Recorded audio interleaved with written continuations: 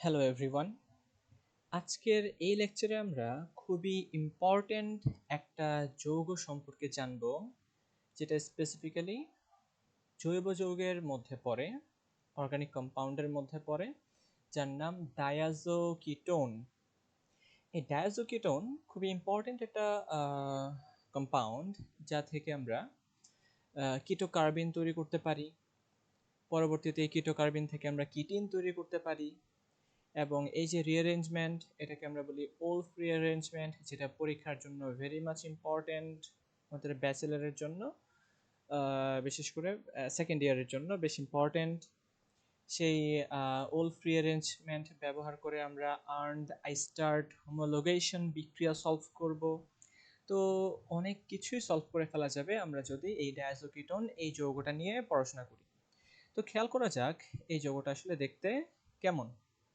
ডায়াজোকিটোন যৌগটা as the name suggest, যে এর মধ্যে একটা কিটোন থাকবে, অর্থাৎ কার্বনিল থাকবে সিও। এই কার্বনিলের পাশে যদি দুইটা কার্বন যুক্ত থাকে এটাকে আমরা বলি কিটোন। তো বোঝাই যাচ্ছে এটা একটা কিটোন।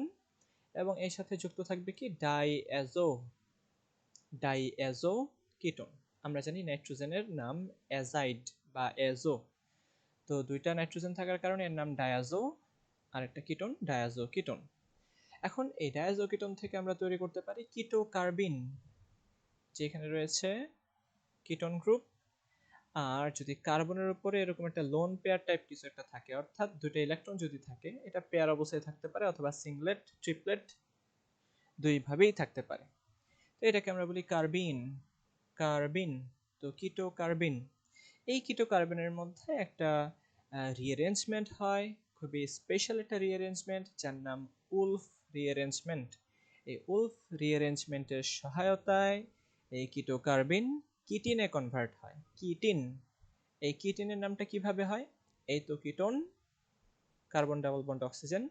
এখন এই যে কার্বনিল কার্বন আবার ডাবল বন্ডেড কার্বনের সাথে যুক্ত, এই কারণে কিটো যোগ ইন হয়ে গেছে কিটিন। কিটো যোগ ইন সমান কিটিন, এই যৌগটার নাম কিটিন। তাহলে আমরা খেয়াল করি যে কিভাবে এই ডায়াজোকিটোন যৌগটাকে তৈরি করা যায়। তো ডায়াজোকিটোন যৌগটা তৈরি করার জন্য আমরা আমাদের প্রিকারসর মলিকিউল হিসেবে জৈব অ্যাসিডকে নিলাম বা ফ্যাটি অ্যাসিডকে নিলাম। তো ফ্যাটি অ্যাসিডের মধ্যে আমরা জানি কার্বনিল কার্বন থাকবে প্লাস ওএইচ থাকবে, ফ্যাটি অ্যাসিড। এই ফ্যাটি অ্যাসিডের হাইড্রোক্সিলকে আমরা ক্লোরিন দিয়ে প্রতিস্থাপিত করব, যার জন্য থায়োনিল ক্লোরাইডের সহায়তা নিতে হয়। এটাকে আমরা বলি একটা ক্লোরিনেটিং এজেন্ট। যেখানে হাইড্রোক্সিল থাকবে সেখানে ক্লোরিনকে যে অ্যাড করবে। তো এই তো ক্লোরিনকে অ্যাড করে দিল। এবং এই ক্লোরিন যখনই অ্যাড হয়ে যায় আমরা বলি কি ক্লোরিন একটা ভালো লিভিং গ্রুপ। এটাকে আমরা বলি গুড লিভিং গ্রুপ, অর্থাৎ যেটা খুব ইজিলি বের হয়ে যেতে পারে। এখন আমরা একটা কাজ করব, এই যে অ্যাসাইল ক্লোরাইড তৈরি হয়েছে বা অ্যাসিড হ্যালাইড তৈরি হয়েছে, এটাকে আমরা এই মিশ্রণে আমরা ডায়াজো মিথেন অ্যাড করব। এটা আবার ডায়াজো আর এক কার্বন যুক্ত মিথেন, ডায়াজো মিথেন। ডায়াজো মিথেনকে অ্যাড করব। এই ডায়াজো মিথেন হচ্ছে একটা খুবই শক্তিশালী নিউক্লিওফাইল। এর মধ্যে একটা নেগেটিভ চার্জ যুক্ত কার্বন রয়েছে। এই নেগেটিভ চার্জ যুক্ত কার্বন কি করবে? এই কার্বনিল কার্বনকে যে অ্যাটাক করবে। যখনই অ্যাটাক করলো তখন এই কার্বনের সাথে এই কার্বনিল কার্বনের একটা লিঙ্কেজ তৈরি হলো। এই লিঙ্কেজটা এখানে দেখানো হয়েছে। এই যে আমরা নীল কালি দিয়ে ডায়াজো কিটোন এর কার্বনকে বোঝাচ্ছি, আর এই সেই কার্বনিল কার্বন। যখনই এই কার্বনটা এসে কার্বনিল কার্বনে অ্যাটাক করলো তখন কি হবে? এই যে অক্সিজেন একটা লোন পেয়ার তার নিচের কাছে টেনে নিয়ে যাবে। কারণ কি এই কার্বনের হাত 5টা হওয়া সম্ভব না, 4টাই থাকবে। তো এই যে কার্বনের উপর অক্সিজেনের উপর একটা নেগেটিভ চার্জ। এবার যে ঘটনাটা ঘটে আমরা খেয়াল করি, এই জায়গায় ক্লোরিনটা বের হয়ে যাবে। কেন ক্লোরিনটা বের হয়ে যাবে? কারণ আমরা আগেই বললাম ক্লোরিন একটা গুড লিভিং গ্রুপ। ক্লোরিন খুব ইজিলি বের হয়ে যেতে পারে। এবং মজার বিষয়, ক্লোরিন যখন বের হবে তখন কিন্তু সে একা বের হবে না। দেখা যায় নর্মালি সে একটা হাইড্রোজেনকে নিয়ে বের হয়। আমরা খেয়াল করি এটা যখনই এই কার্বনের কাছে আসবে, অর্থাৎ এই নেগেটিভ চার্জকে সে আবারও কার্বনের কাছে পাঠাবে, তখনই ক্লোরিন ইলেকট্রন নিয়ে ধূপ করে বের হয়ে যাবে। তো আমরা দেখতেই পাচ্ছি এখানে কার্বন অক্সিজেন ডাবল বন্ড হয়ে গেছে এবং ক্লোরিনটা বের হয়ে গেছে। থাকলো কি কার্বনিল কার্বন আর ডায়াজোমিথেনের কার্বন। খুবই ইজি, কিন্তু এটা খুবই ইজি। এবার আমরা কিছু ঘটনা ঘটাবো। সেই ঘটনাটা কি, যে ক্লোরিনটা বের হয়ে গেছিল ইলেকট্রন সহকারে, এই ক্লোরিনটা কি করবে, এই যে ডায়াজোমিথেনের যে কার্বন ছিল সেই কার্বন থেকে একটা হাইড্রোজেনকে বের করে নেবে। যখনই হাইড্রোজেনকে বের করে নিবে তখন ঘটনাটা কি ঘটলো, মাইনাস HCl হয়ে গেল, অর্থাৎ H plus delete, H plus বের হয়ে গেল। এই H প্লাস যখনই বের হবে, এই কার্বন হাইড্রোজেনের যে ইলেকট্রন ডেন্সিটি ছিল, এই কার্বন হাইড্রোজেনের ইলেকট্রন ডেন্সিটি কার কাছে যাবে, কার্বনের কাছে যাবে। এবং আমরা দেখতে পাচ্ছি কি, এই তো কার্বনের উপর একটা নেগেটিভ চার্জ, এবং আমরা যেটা বলছিলাম এটাই কিন্তু আমাদের ডায়াজো কেটন। তাহলে আমরা আলটিমেটলি পেয়ে গেলাম আমাদের সেই কাঙ্ক্ষিত ডায়াজো ডাইএজো কিটোন, ডাইএজো কিটোন। এখানে দুইটা অ্যাজো রয়েছে, দুইটা নাইট্রোজেন রয়েছে, এবং সেই সাথে কি রয়েছে, একটা কিটোন রয়েছে, ডায়াজো কিটোন আমরা পেয়ে গেলাম। আচ্ছা, এখন আমরা ডায়াজোকিটোন নিয়ে অনেক বিক্রিয়া করব ইনশাল্লাহ নেক্সট লেকচারে। তার আগে আমরা একটু খেয়াল করে নিই, আমরা যে ডায়াজোমিথেনটা নিয়েছিলাম এটা নিয়ে আমরা একটু কথাবার্তা বলি। ডায়াজোমিথেন এটা আসলে কেমন দেখতে, কিভাবে তৈরি করা যায়। তো আমরা দেখতে পাচ্ছি ডায়াজোমিথেন, এখানে দুইটা নাইট্রোজেন থাকবে এবং কার্বন থাকবে। খেয়াল করা যাচ্ছে কি, ডায়াজোমিথেনের কার্বনের উপর কিন্তু একটা নেগেটিভ চার্জ, এবং নাইট্রোজেন নাইট্রোজেন ট্রিপল বন্ড। এখন এই কার্বন নাইট্রোজেন সিঙ্গেল বন্ড কিন্তু অ্যালিফ্যাটিক কোন একটা কম্পাউন্ডে খুব বেশি একটা স্টেবল হয় না। আমি আবারও বলি, কার্বন নাইট্রোজেন যে বন্ড বা ডায়াজোর সাথে যে কার্বনের বন্ড, এটা কিন্তু অ্যালিফ্যাটিক যৌগে খুব বেশি একটা স্টেবল হয় না। অ্যারোমেটিকে হয়, যেমন বেনজিন ডায়াজোনিয়াম ক্লোরাইড তৈরি হয়, অ্যারোমেটিকে হয় কিন্তু অ্যালিফ্যাটিকে হয় না। কিন্তু ডায়াজোমিথেনে কিন্তু এটা স্টেবল। কেন, ঘটনাটা কেন, এটা আমরা একটু বোঝার চেষ্টা করি। এর কারণ এই কার্বন এবং নাইট্রোজেনের মধ্যকার যে বন্ধনটা দেখতেছি সেটা কিন্তু সিঙ্গেল বন্ড না, এটা পার্শিয়ালি ডাবল বন্ড ক্যারেক্টার ধারণ করে। কিভাবে ধারণ করে আমরা একটু খেয়াল করি।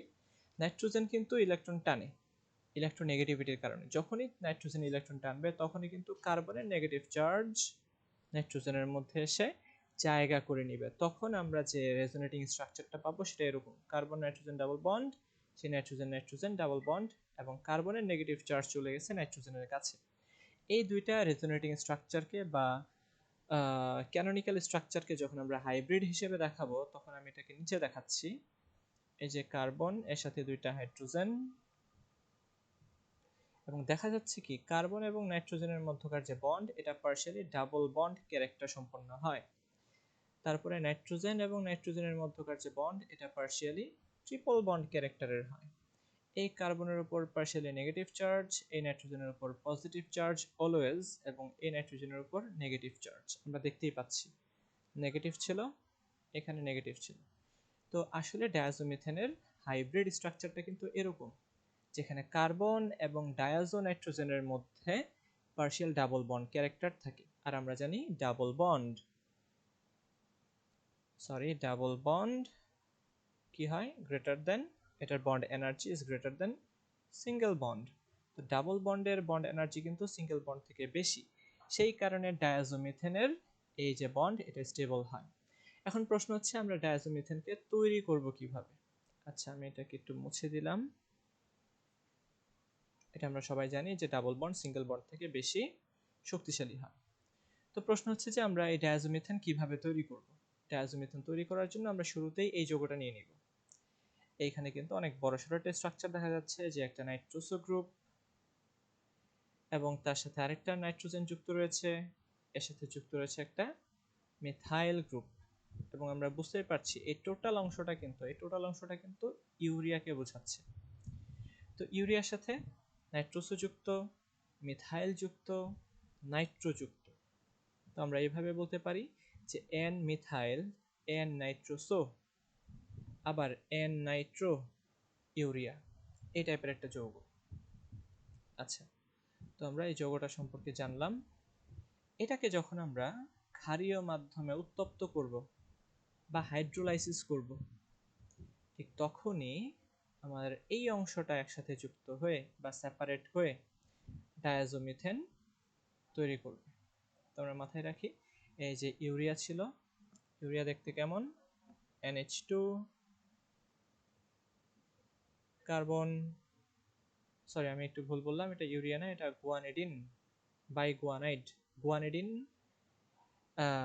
ফাংশনাল গ্রুপ এখানে রয়েছে। এখানে নাইট্রোজেন, হাইড্রোজেন, এর সাথে আরেকটা নাইট্রোজেন, এর সাথে মিথাইল, এর সাথে নাইট্রোজেন ডাবল বন্ড অক্সিজেন, এবং এই নাইট্রোজেনের সাথে রয়েছে নাইট্রো গ্রুপ। তো এই বাইগুয়ানাইড স্ট্রাকচারটাকে আমরা যখন বেসিক হাইড্রোলাইসিস করব, তখন এই পোর্শনটা আলাদা হয়ে যে ডায়াজোমিথেন তৈরি করবে। আমরা জাস্ট এটা লিখে রাখি, এটা দেখে রাখার জন্য, অত বেশি ইম্পর্টেন্ট না, তবে জানার জন্য লিখে রাখা জাস্ট। তো আমরা নেক্সট লেকচারে দেখব যে ডায়াজোকিটোন থেকে কিভাবে আমরা ওলফ রিঅ্যারেঞ্জমেন্টের সাহায্যে কিটিন যৌগ তৈরি করি, এবং সেই কিটিন থেকে আমরা দেখতে পাবো যে এখানে আর অনেকগুলো কনসেপ্ট রয়েছে, আমরা সেই কনসেপ্টগুলো আস্তে আস্তে করে ক্লিয়ার করে ফেলব। সেই পর্যন্ত সবাই ভালো থাকি, সুস্থ থাকি, আল্লাহ হাফিজ।